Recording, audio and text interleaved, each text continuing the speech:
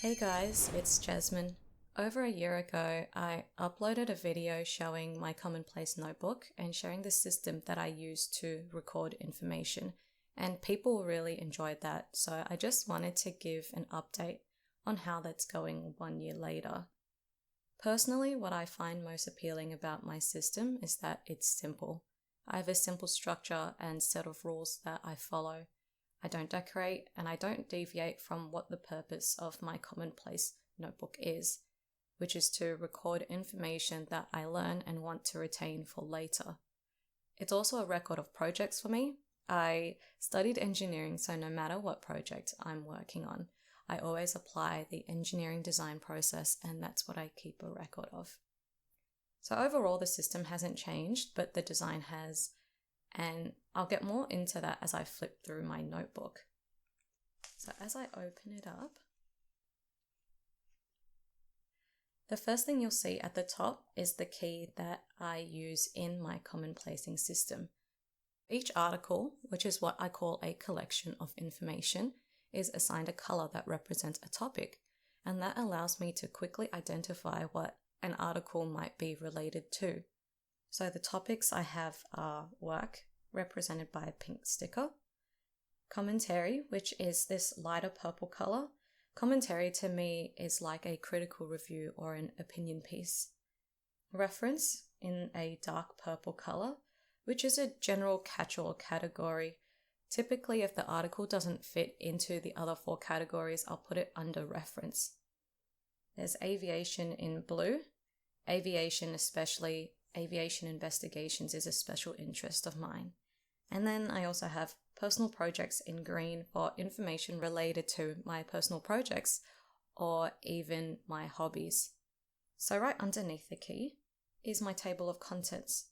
Now I think all commonplace notebooks would benefit from having a table of contents so that you can have a snapshot of the articles that you have recorded and that you can easily find where that information is. So a change I've made to the table of contents from last year is that I have the key in the table now. And that makes it a lot faster for me to scan through my records. So for example, if I'm looking for an article that I kept for a personal project, I would look down the key first. And each time I find a green sticker, I then check the title, which tells me what the article is about. And as I go down the list, I know that I can ignore all the articles that aren't labeled in green. So that's how I use the table of contents.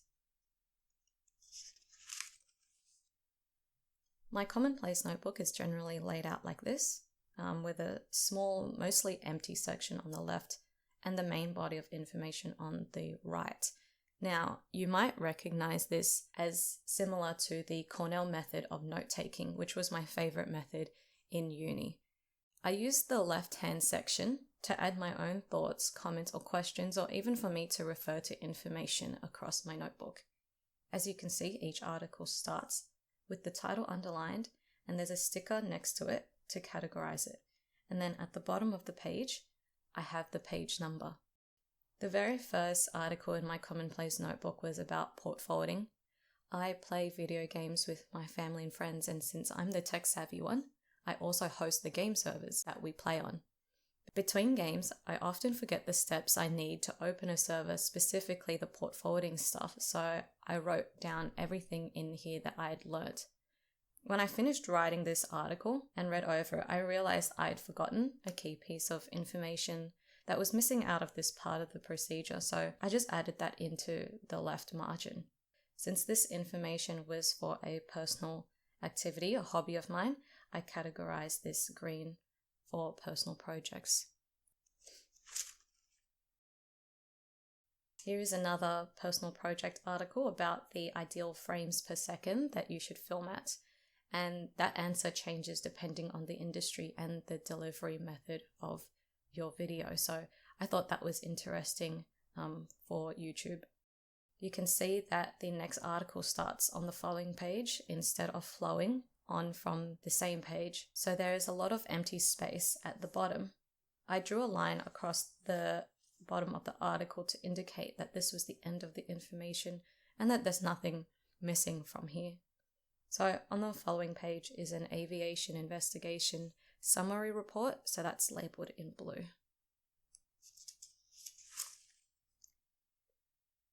This investigation mentioned here a flight condition that I was unfamiliar with, so I found a short definition on Wikipedia and I wrote that in the margin. That way I don't need to keep looking up the definition and I can recall the information right here. Here is an article about the different types of fountain pen inks. Since I've used a few different fountain pen inks before, I had a lot more to comment on in the margin on this article. Here you can see that this article is printed rather than handwritten. It's a very long publication from the ATSB that's mentioned in the conclusion of the Aviation Investigation Report.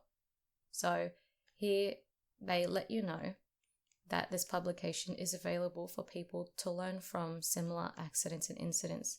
So I have in the margin, see page 9 for full article. So then we flip to page 9 and here it is. The publication is 12 pages long, so it would have tripled if I was handwriting this, which is why I didn't. I still kept the margin here even though it is a printed article. I still think there may be a time when I learn more information, or even as the information is changing, or I write about another investigation that I would want to refer to, and so the margin is there for those additional comments.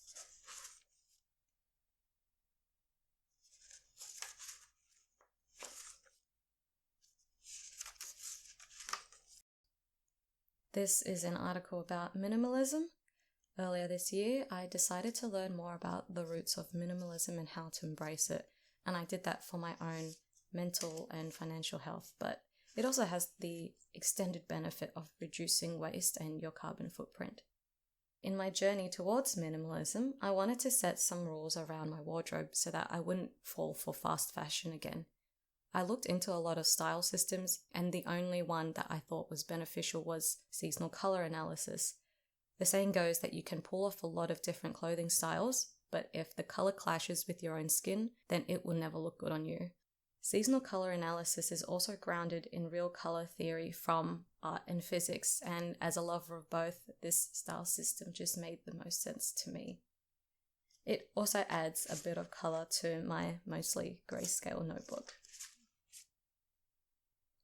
So this is an article about sleep stages and physiology from the National Library of Medicine. I was having some irregular sleep at the time, so I wanted to track my sleep to see if I had some abnormal sleep behavior or not. Before I could even determine from the sleep monitoring if I'm healthy, I of course needed to learn what healthy looks like and what the signs of unhealthy sleep are. In the introductory parts of the article, it referred to many parts of the brain, which I didn't know, so I decided to print this diagram of a brain out and include it here. This picture's not in the original article. I stuck it in the middle here where it related to the information the most. So this article goes through how sleep changes as you age, then how you sleep and why you sleep. Of course, here are the sleep stages and how they're measured. And then it goes into abnormal sleep behavior and disorders.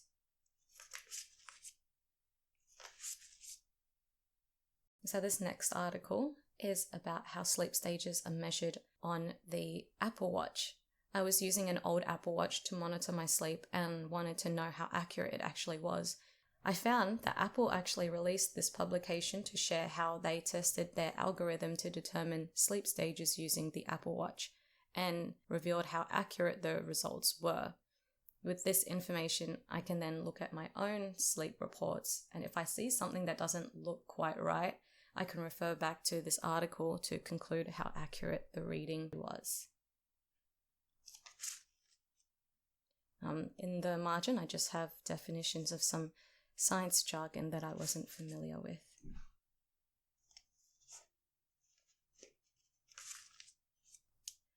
So this article is about aviation taxonomy and terminology, which I spelt wrong in the title. you can see that I don't have a margin here, and that was simply a mistake. I had already started writing without a margin and I just went with it. It is what it is. You can see that the introduction is written in black, and then it goes into this 2-column layout with red ink where the definitions start. I do this often when I'm writing out a dictionary, essentially. I use various ink samples to make the dictionary more exciting, and it allows me to test the behavior of different inks on this paper as well.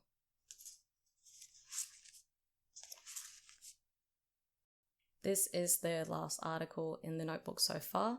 I'll point out that this doesn't have any page numbers yet, and that's because the taxonomy and terminology isn't finished yet. So when I finish writing down all the aviation investigation definitions, I'll add them to my notebook, and then I'll write the page numbers down for these last ones.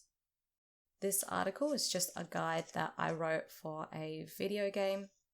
It's for a mod called Galacticraft that I play in Minecraft, and in the mod, you build a rocket and you go to the moon. So you might expect that that is an overwhelming process, so I wrote out all the recipes and instructions simply, and I have this lying open permanently while I'm playing Galacticraft.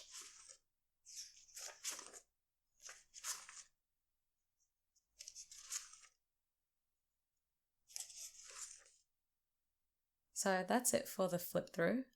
About the notebook itself, the notebook I'm using now is an unbranded 6-ring binder that I bought from Amazon. I think you could already see from the flip through why I chose to change from a binded notebook in 2023 to a binder in 2024. The binder gave me a lot more flexibility when it came to printing certain pieces, like the diagram of the brain that I could never draw in such detail, or the really long articles that I don't want to write out. Now, I could have printed both of those things out and then pasted them in my old notebook, but then the notebook would have become bulky really quickly. So I get a lot more flexibility when I use a binder, though it does come with a higher maintenance cost. There are a lot of sellers of the same unbranded binder, but I actually had to go through a few to find a good quality one, so I'll link this particular seller in the description if it's still available. I did want a Filofax when I first decided to go to a binder. I've used Filofax before. I used the personal size one as a planner in uni, and I really liked the quality of it. It's still the highest quality binder I've felt, but they're just really, really expensive. And then Kiki K is a brand that's available here in Australia. They used to be really popular and they have these really lovely, cute designs, but I didn't like them for a simple reason. It's that their rings, the diameter of the rings is larger than the standard ones that you might find in the Filofax, and I didn't like how large and heavy that made the binder. So that's why I didn't go with them. So when I started looking at cheaper alternatives, honestly, I decided to go with this unbranded PU leather design simply because of the color. There was no other thought to it. I just like the pastel colors that this binder was available in, and I do have other colors just waiting to be used. Inside the front cover are the sticker sheets I use in my labeling system. These are the 5mm Stalogy circular masking stickers. And then at the back of the binder, I also keep a blotting sheet because I use fountain pens to write in my notebook, which the ink can have a longer drying time than regular ballpoint pens.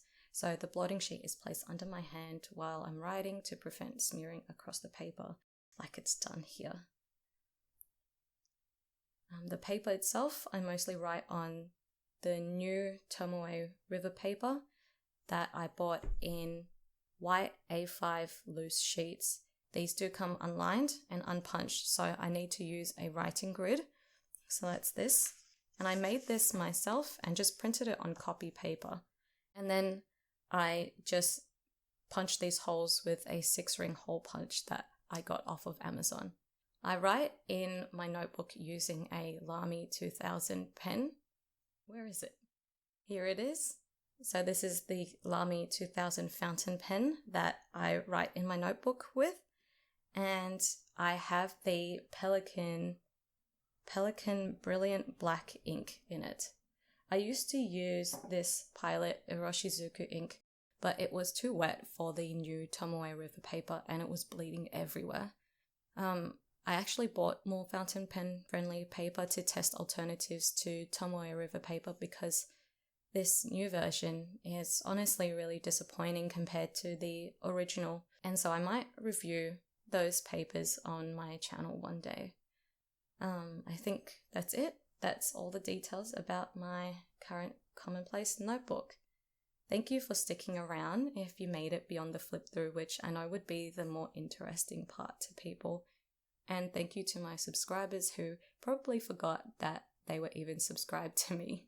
I haven't been able to make videos since I got a new job, and there were just other changes in my life that made it harder and harder for me to find time to film and edit. I'm going to film another video right after this one, so you guys will get at least one more video from me this year. If I missed anything, please leave a comment down below with your questions. Also let me know what you think of this binder format versus the binded notebook that I was using last year. Which one do you like better? I do miss my old notebook sometimes because it had the original Tomoe River paper and it was low maintenance, but I think the flexibility of the binder just opens up opportunities incomparable to a binded notebook. I hope you guys enjoy the rest of your week, and I'll catch you whenever the next video comes out.